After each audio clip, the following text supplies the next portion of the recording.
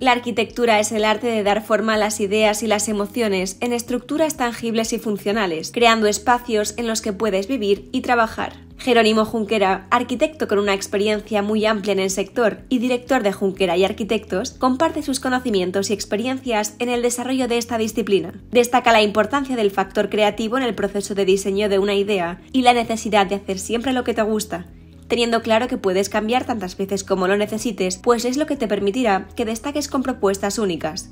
Esta entrevista te presentará un recorrido por las bases de la arquitectura desde hace siglos, hasta una visión moderna de una arquitectura complementada con la presencia de la inteligencia artificial. Conocer la trayectoria de profesionales como Jerónimo Junquera te ayudará a configurar nuevas rutas para abordar tus proyectos y resaltar con propuestas creativas y adaptadas a los desafíos sociales, culturales y ambientales de nuestro tiempo. Pues Jerónimo, muchísimas gracias por compartir con nosotros este rato, tu espacio, porque estamos en tu estudio, en tu casa, donde desarrollas tu trabajo, tu creatividad, tu esfuerzo, donde otros profesionales y otros arquitectos como tú están continuamente presentando concursos y desarrollando proyectos y sobre todo compartiendo, yo creo que una cosa muy valiosa, que es tu experiencia y tus aprendizajes como profesional en arquitectura y de vida. Sí, señor, importante. Todos los días se aprende algo, si no, has fracasado. Estamos hablando que tú hayas terminado la carrera de arquitectura en el año 69, con lo cual, y oficialmente tu estudio de arquitectura lo comienzas en el 73, pero bueno, ya estabas trabajando, sí. De hecho ya lo estabas desarrollando. Con lo cual ya estamos hablando de una experiencia de 50 años en arquitectura al máximo nivel en España, que es lo que queremos traer en este ratito y extraer de ti pues píldoras de sabiduría que de verdad que nos interesan un montón. Entonces, Jerónimo, tú terminaste tu carrera de arquitectura en el año 69, oficialmente comienza la andadura de tu estudio en el año 73, aunque tú ya llevabas trabajando todo ese tiempo anteriormente, con lo cual estamos hablando de prácticamente 50 años de experiencia de desarrollo profesional de la arquitectura al máximo nivel.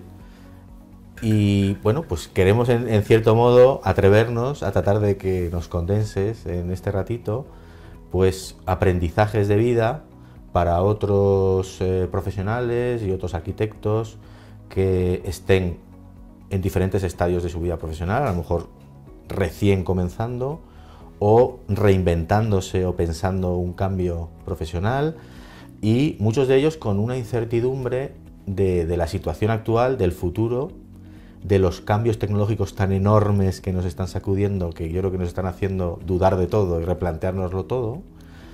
Entonces, para ello quiero trabajar con una persona que ha desempeñado su vida durante todo este tiempo y que tiene una serie de aprendizajes y de comportamientos inmutables. Porque yo creo que las cosas que merecen la pena tienen que tener un hábito y permanecer en el tiempo. Sí, sí. Ahora que estamos acostumbrados a tanto cambio y a que queramos hacer las cosas de hoy para mañana y aprender esto y desarrollar otra tecnología y aplicar otra, ¿no? Una arquitectura sólida y una trayectoria profesional consolidada como la tuya, pues entiendo que se ha nutrido ¿de qué cosas? Primero, yo creo que de la propia personalidad de cada uno, porque eso también es de tu nivel cultural, de tu nivel conocimiento. Yo creo que la arquitectura es una disciplina que en lo básico sigue siendo igual que hace 3000 años, porque de alguna forma es una simbiosis entre el conocimiento tecnológico de los materiales que puedes utilizar, y ahí está la magia de cada uno o los aciertos de cada uno, en que la arquitectura está hecha para crear espacios en los que vivir, trabajar, y esos espacios al final los diseña y los conforma un arquitecto. Esos espacios pueden ser acertados, como con el tema de su escala, la iluminación, es decir, como las sensaciones de vivir en un espacio acotado, no en el espacio exterior, sino en un espacio acotado. Eso es lo más importante. Luego desarrollarlo con una tecnología, con otra, yo creo que para el arquitecto creador de espacios, que es lo más ilusionante, que puedas crear, que puedas participar también, porque si participas trabajando con buenos arquitectos, buenos estudios de arquitectura, pues también se disfruta. Pero el que crea sigue creando exactamente igual, y sigue creando con un papel y un lápiz. O sea, la creación el arranque de los proyectos se sigue haciendo con esto y con maquetitas. Tenía yo por aquí una que tenía, mira, una chapucilla, ¿no? Si no trabajas con materiales en donde tu mano y tu cabeza puedan soñar, para la primera fase es absolutamente fundamental. Luego, a partir de ahí sí que ha cambiado mucho, claro. De dibujar con tinta china o con lápiz, ahora trabajar con los ordenadores es distinto. Pero la primera fase, que es, yo creo, la más apasionante, la otra es tediosa, aunque también tiene su atractivo cuando consigues ensamblar los millones de piezas que tiene un edificio, ¿no? Es decir, es que tú haces una autopista o haces, bueno, pues son 3 unidades, mover las tierras, compactarlas, echarle hormigón, luego asfalto y poner unas señales. Claro, en un edificio, tú imagínate, son millones de piezas, ¿no? Millones de piezas, y tienes que elegir las piezas y cómo ensamblarlas. Porque al final la parte difícil o el éxito de un edificio bien construido son las juntas. Nosotros tenemos la suerte, el ser humano, que tú te haces una raja aquí y haces y todo es continuo, ¿no? No te entra agua por ningún lado, pero nosotros no sabemos hacer eso. Entonces tienes que elegir piezas que se relacionen bien una con otra y siempre producen una junta. Y ese es el problema de la construcción, que normalmente las juntas se dilatan.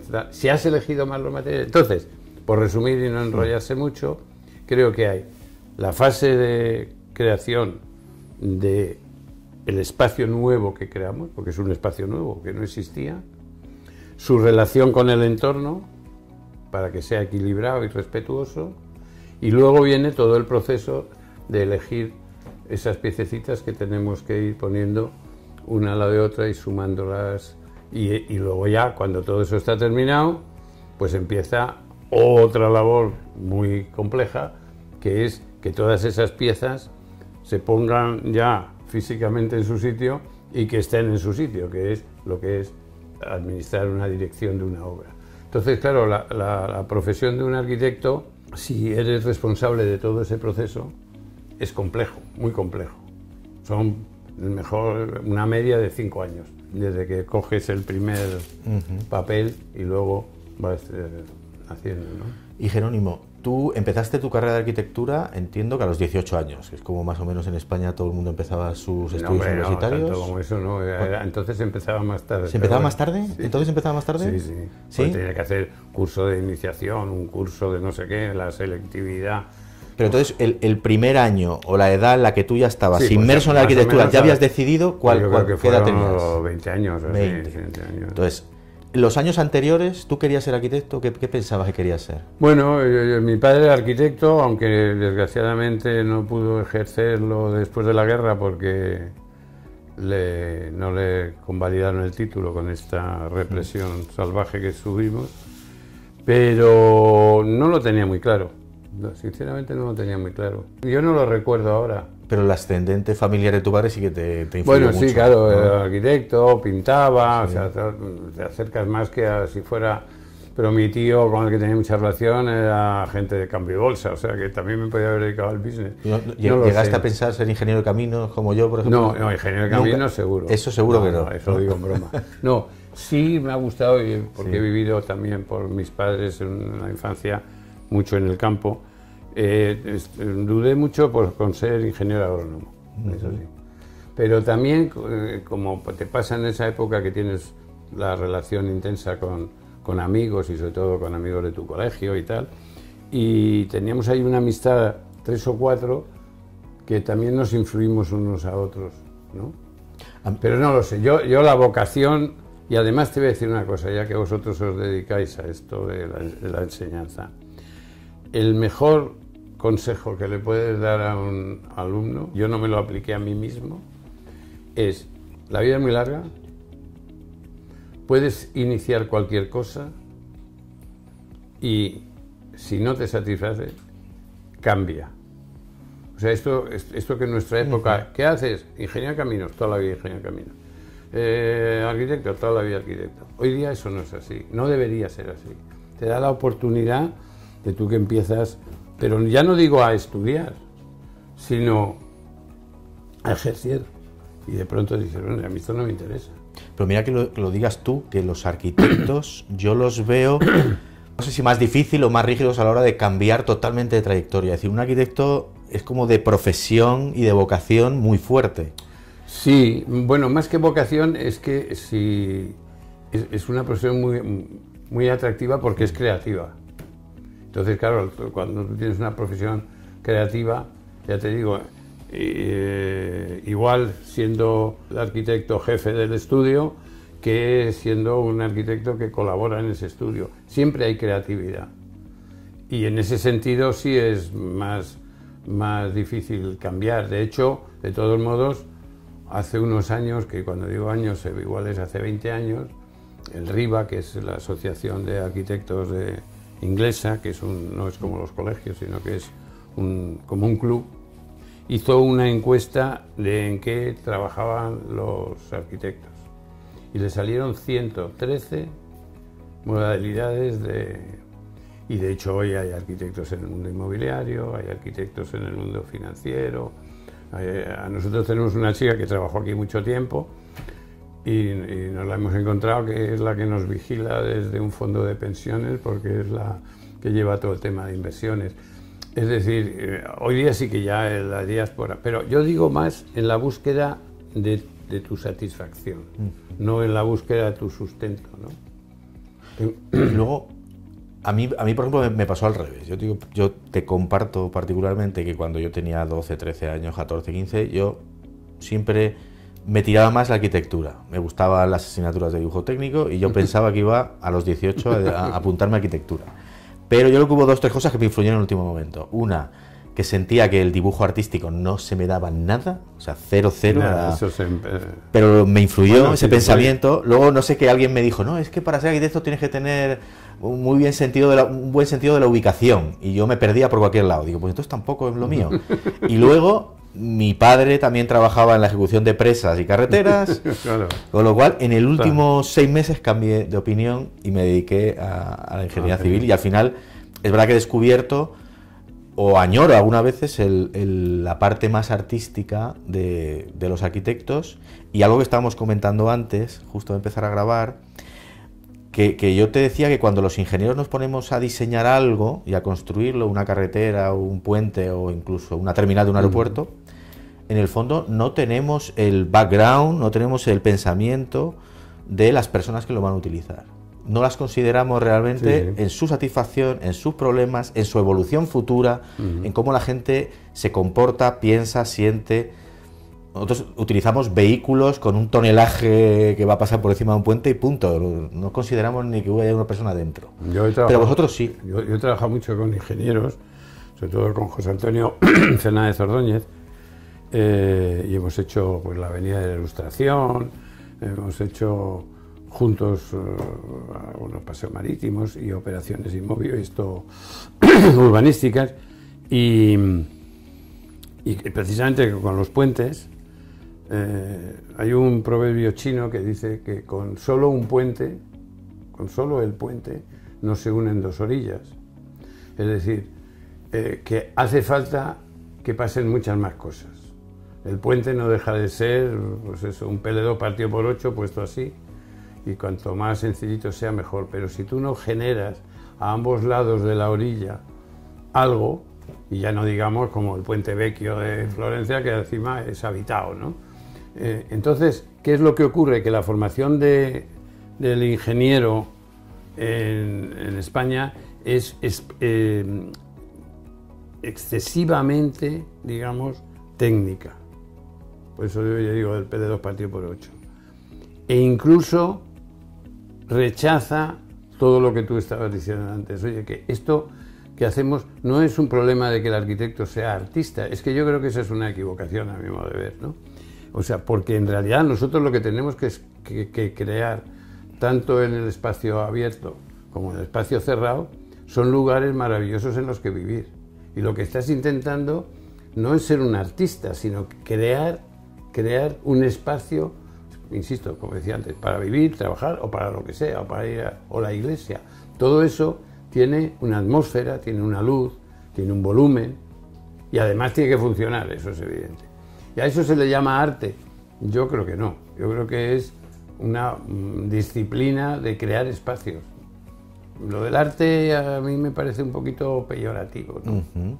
Pero a veces los malentendidos, yo recuerdo cuando yo era director de una empresa constructora y a veces acometíamos la construcción de un diseño de un arquitecto, de un edificio de un arquitecto, a veces lo que nos pasa a los ingenieros es que ¿por qué este señor o esta señora ha diseñado estas formas tan costosas de encofrar o tan difíciles de ejecutar o tan poco replicables? A otros nos gusta la economía, nos gusta la practicidad y que responda a unos cálculos. Pero entonces tú crees que la vida debe ser como si fuéramos... Pero es lo que nos han enseñado en la escuela. Esa es la equivocación. Mira, José Antonio Fernández Ordóñez era el catedrático de Historia de la Ingeniería y él siempre lo decía, como no cambiemos el plan de estudios, esto es demasiado cerrado.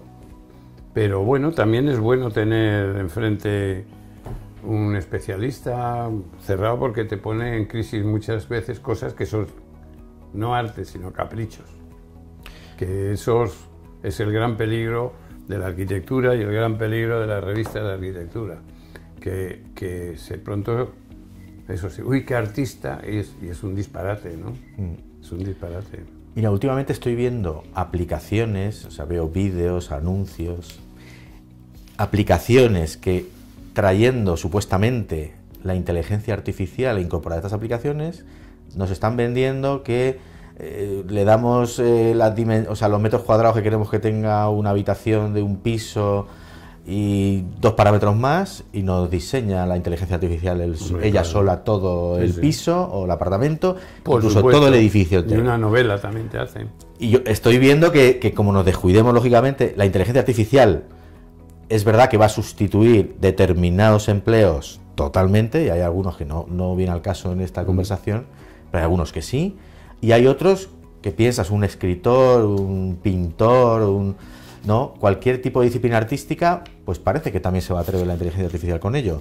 ¿Cómo te imaginas tú dentro de unos años con esas herramientas tan sofisticadas que tienen tantos parámetros introducidos? Pues fenomenal, fenomenal. Contra la herramienta sea mejor, pues y más perfecta, pues mejor. Lo que hay que saber es utilizarla. Ahora, el otro día leía un artículo que precisamente en Estados Unidos está produciéndose un tipo de persona que es de las más cotizadas, que hay muy pocas, que son gente que sabe utilizar la inteligencia artificial. Lo que tenemos que hacer es saber, la inteligencia artificial te va a poder hacer arquitectura, yo te diría que igual mejor que el 80% de lo que se construye hoy día, porque lo que se construye hoy día es una arquitectura sin alma, bueno, no hay más que ver las ciudades que hemos construido.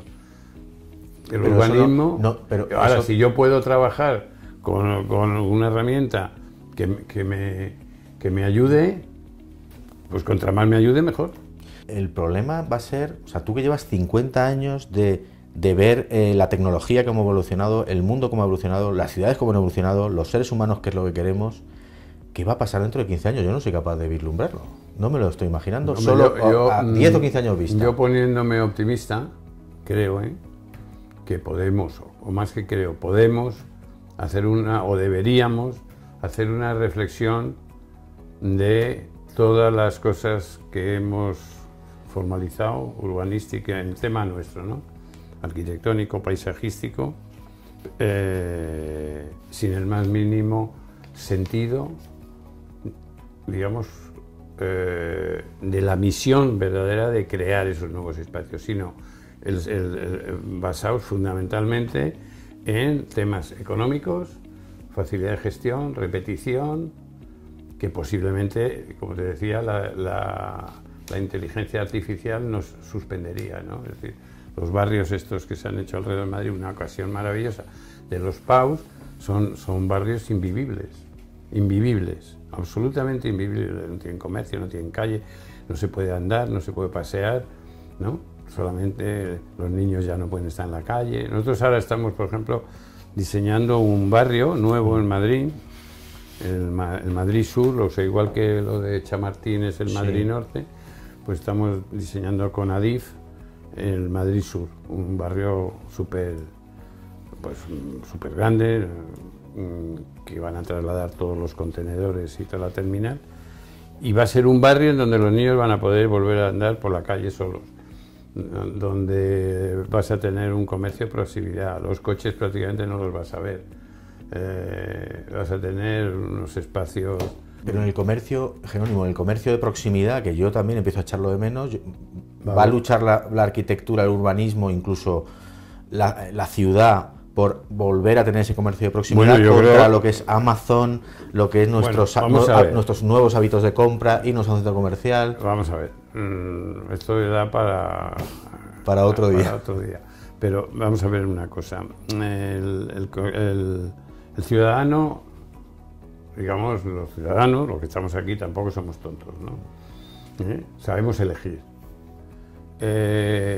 Y los comerciantes también. Evidentemente aquí ha habido un momento de la explosión de los centros comerciales. Fue hace unos años cuando se empezó, yo me acuerdo aquí al lado además, de pronto vi una tienda pequeñita de Decathlon, que es de los... Decathlon, ¿cuántas tiendas tiene en Madrid ahora? Muchísimas. Mercadona empezó también en los polígonos de fuera. ¿Cuántos Mercadonas hay en Madrid? Es decir, el ciudadano se ha dado cuenta que ir a comprar una cerveza al centro comercial, aparte de que le lleva un huevo de tiempo, le llega también un huevo de dinero. La gasolina, tiene que tener coche y tiempo. Si va a la tienda de debajo, le va a costar más que en un superalmacén. Pero si hace las cuentas, y sobre todo si valora su tiempo, no hay duda de que el comercio tendrá que volver.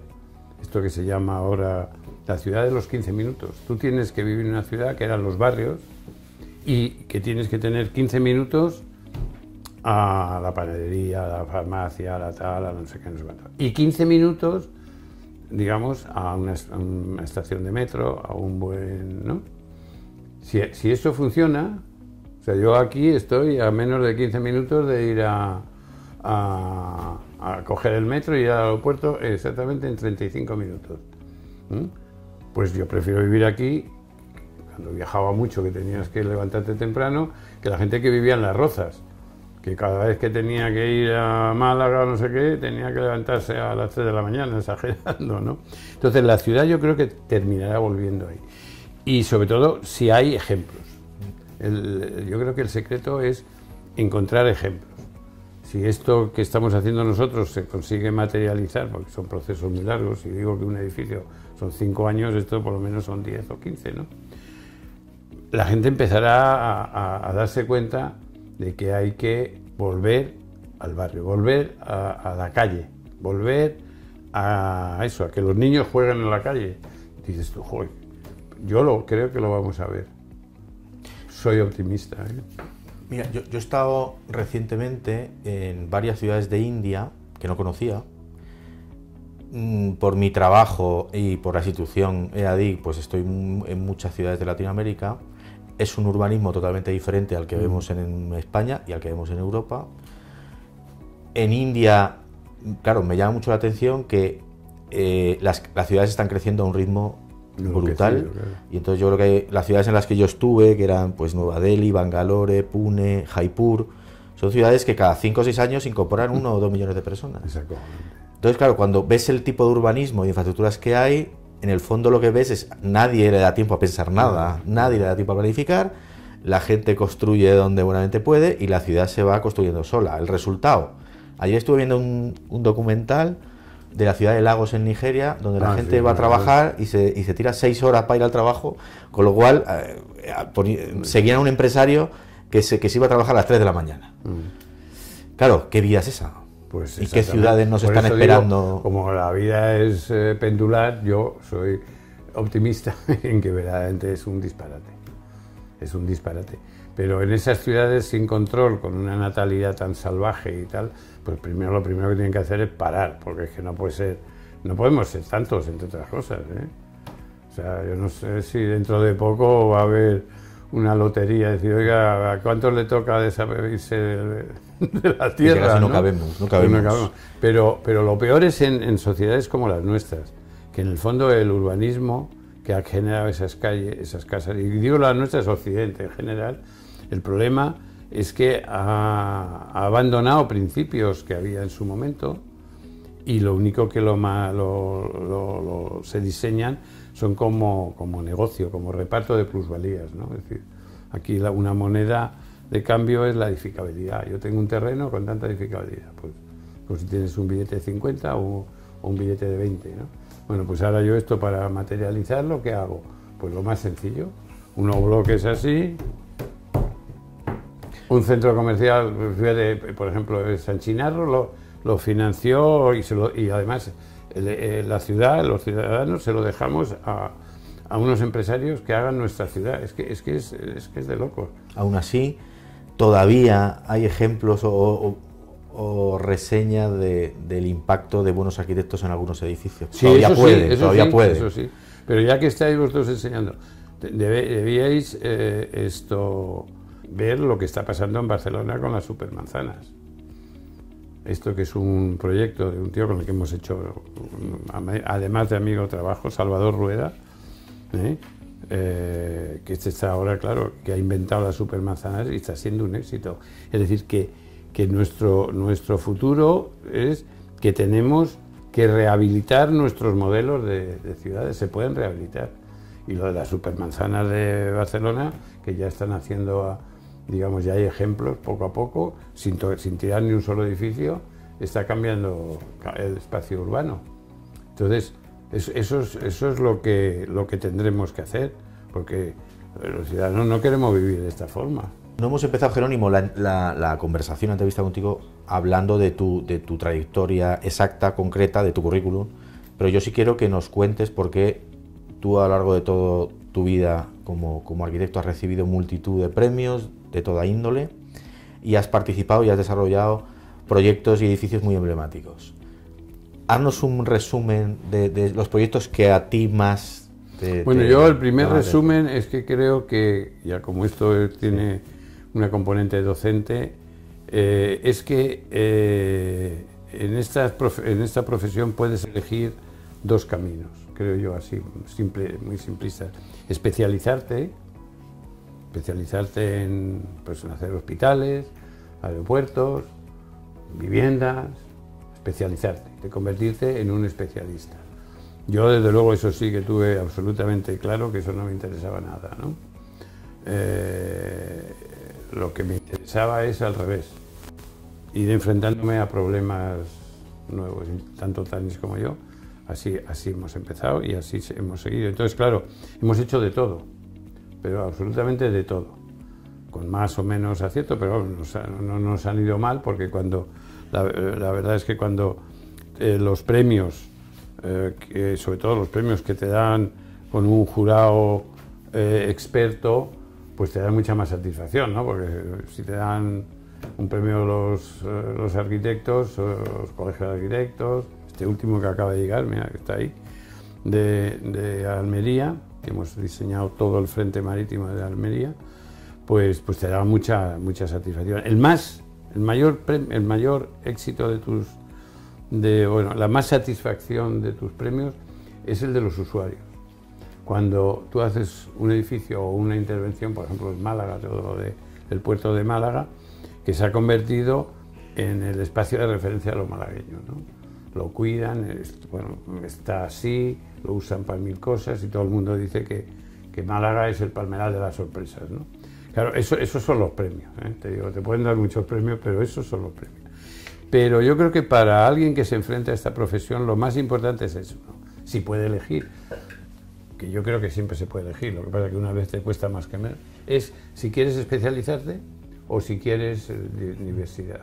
Y a ti, o sea, ¿te satisface, te llena también toda tu vida profesional un elemento como saber que muchos de esos edificios tienen tu nombre? Porque nosotros los arquitectos, digo, los ingenieros, cuando hacemos una carretera no tenemos nombre, cuando hacemos un puente no nos ponen nombre. Bueno, mira, hay una cosa que en Málaga, en el puerto de Málaga, en la entrada, cuando sales de la ciudad y entras allí, pusimos en uno de los pavimentos, Junquera Arquitectos, fecha tal.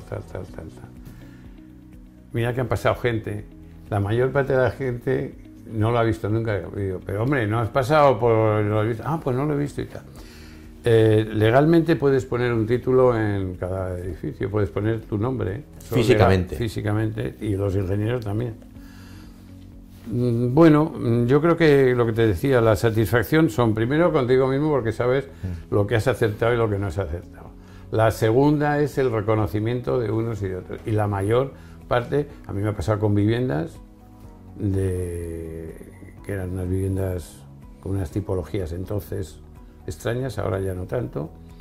La primera obra que hicimos en Madrid, que terminamos íntimos amigos de todos los propietarios, ¿no? Y nos invitaban, habíamos hecho unos espacios comunes y celebraban esto San Isidro con un organillo y tal, y siempre nos... Claro, esas son las satisfacciones mayores, ¿no? Los premios, pues sí, claro que los premios, pero ya te digo, yo creo que para alguien que se quiere formar, y yo creo que nosotros hemos hecho hospitales, hemos hecho, cosas así raras, bueno, viviendas, sobre todo viviendas sociales, que son mucho más difíciles. Ahora estamos haciendo muchas viviendas, tenemos un proyecto ahí de 500 viviendas. ¿Por qué son más difíciles las viviendas sociales? Porque son más estrictas, tienes menos dinero y tienen mucho más rigor, te exigen mucho cumplir las calidades, aunque sean baratas, pero bien construidas. La vivienda privada es más libre. Yo creo que es más libertinaje, yo diría. La vivienda social es muy complicada, muy complicada. Ahora estamos haciendo viviendas de estas de alquiler de precio tasado, ¿no? Que son súper estrictas porque, claro, tienen unos alquileres muy bajos y entonces la construcción. Bueno, pues eso, hospitales. Hemos hecho urbanismo, hemos hecho pues o jardines, y hemos hecho el diseño de toda la malla del noroeste de Madrid en su día. Hemos hecho, por supuesto, viviendas unifamiliares. O sea, es decir, ahora no me acuerdo de todo. Colegios, vamos a terminar un colegio ahora. Es decir, un poco edificios institucionales, por supuesto, bibliotecas, la Biblioteca Nacional, ¿no? 17 años de obra, que se dice pronto. Costó remodelar un edificio del 19 con todas las tecnologías del 21. Entonces, eso te hace, ¿qué te hace? Por un lado, pues claro, te motiva, tienes que empezar a estudiar, o sea, rentable no es mucho más rentable trabajar en algo especializado, porque lo tienes ya casi, y además ahora que lo tienes todos los ordenadores, puedes hacer los proyectos a toda velocidad, y dentro de poco esos proyectos más o menos repetitivos los podrás hacer prácticamente con la inteligencia artificial con 2 o 3 toques. Pero estos otros no, porque estos tienes que estar, la rehabilitación del patrimonio, como lo del hipódromo, o sea, te enfrentas a problemas muy diversos que a mí me divierten, ¿qué quieres que te diga? Sí es verdad que tienes que tener en cuenta también tus limitaciones, porque no sabemos todo. Por ejemplo, los hospitales, que hemos hecho, me parece, 4 hospitales, los hemos hecho siempre, nos hemos buscado un socio especialista en hospitales, porque sería una irresponsabilidad por nuestra parte enfrentarnos a unos hospitales que eran grandes sin tener el conocimiento preciso de una máquina muy precisa de funcionamiento y de tecnología. Entonces, te puedes buscar socios. Si tienes que hacer un parque, te buscas un jardinero. O sea, eso, si tienes que hacer una obra muy complicada, por ejemplo, de rehabilitación del hipódromo, nos buscamos a la oficina de Fernández Casado, que es una de las gordas de ingeniería, ¿no? Pero para el que empieza, yo creo que primero que no tenga prisa y que si va por aquí se equivoca, se vaya y termine siendo actor, me es igual, y luego que elija si quiere ir hacia la especialización o hacia... Y Jerónimo, has hablado mucho de la rehabilitación ahora. En un país como España y muchos otros países europeos, claro, tenemos ciudades muy antiguas, donde ahora mismo el trabajo, la economía de la rehabilitación de todos esos barrios, ciudades, casas, edificios, es un nicho de empleo muy importante. Es verdad que hay otros países donde no hay tanto antiguo que rehabilitar, sino que hay mucho nuevo que hacer. Pero la pregunta va a ser un poco extraña. Estamos rehabilitando edificios de hace 100 años, 200, 300, 500, puentes de hace 2000 años. ¿Nos van a rehabilitar las obras nuevas que hagamos ahora dentro de 400 años? Las buenas, sí. ¿Las hay? Sí. ¿Las hay rehabilitables? ¿Tú consideras que hay una arquitectura que se está haciendo ahora que va a perdurar 500 años? Mira, yo en la Fundación Ortega, en esta que hemos terminado hace poco, hemos rehabilitado el edificio de Arniches de 1930, ¿no? Un edificio, y lo hemos rehabilitado 2 veces, en el 84 y ahora, ¿no? ¿Por qué? Pues porque es un edificio emblemático y sí, no es nada lujoso, pero es emblemático. Edificios relativamente... tendría que hacer... es decir, que la rehabilitación no es solamente... Es que yo creo que con la rehabilitación hay que separar lo que puede ser arqueología de lo que es, ¿no? Es decir, ¿no? Un puente romano. Nosotros, por ejemplo, hicimos una operación preciosa, que es un puente romano de un solo ojo, de 20 metros, que no hay más que 2, que se conservaron. Uno es en Capadocia y el que había aquí, y se lo iba a inundar y que seguía funcionando, ¿eh? Sí. Y hubo que, como lo inundaban el pantano que iban a hacer allí, ya no servía, tuvimos que desmontar, volver a montar y convertirlo en un objeto, ¿no? Eso también puede pasar, no solamente porque la rehabilitación es rehabilitación o reutilización, son las dos cosas. Rehabilitar es porque está deteriorado, y eso lo estamos haciendo pues con muchos edificios, incluso nuestros, que hay que ahora estamos haciendo un edificio que hemos hecho hace 30 y tantos años en Cristóbal Bordiú, y lo estamos rehabilitando sus fachadas, limpiando, tal. O sea que hay la rehabilitación, que tiene que ser un proceso permanente. Hay la reutilización, que es un tema mucho más complicado, porque muchas veces se están intentando reutilizar edificios antiguos para cosas nuevos usos que violentan excesivamente, ¿no? Transforman excesivamente. Esa es una discusión que hay que tener siempre permanente. Todos los edificios no pueden reutilizarse para cualquier uso, sino para uno. ¿Para qué? Si yo voy a conservar ese edificio y reutilizarlo, que sea por lo menos con una modificación sustancial de funcionalidad, pero sin violentar sus esencias, digamos, constructivas y tal. Pero sí es un tema, a mí me parece fantástico. Y ahora va a empezar la rehabilitación de las ciudades, en el mundo occidental, ¿eh? En Lagos, eso es incontrolable lo que va a pasar ahí. Pues Jerónimo, queremos de verdad agradecerte muchísimo haber compartido este tiempo con nosotros, haber compartido con nosotros consejos, píldoras de sabiduría de una trayectoria profesional en la arquitectura dilatada, exitosa, sólida, y que confiamos en que otras personas también les sirva, les merezca la pena y les sirva de un ejemplo en el que mirar. Yo creo que todos necesitamos ejemplos de otros profesionales, sobre todo en los ámbitos nuestros de arquitectura e ingeniería, de cómo se han conducido y qué cosas les han servido.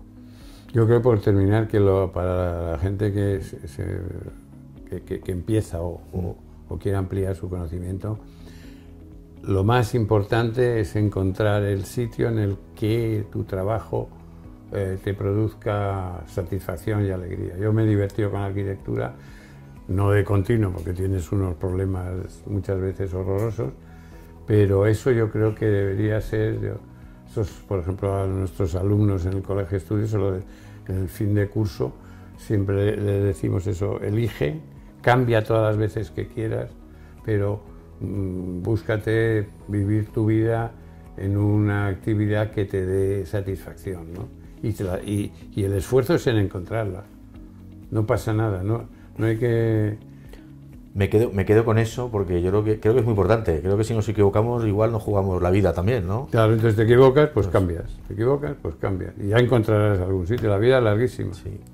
Pues muchísimas gracias. Pues nada, encantado.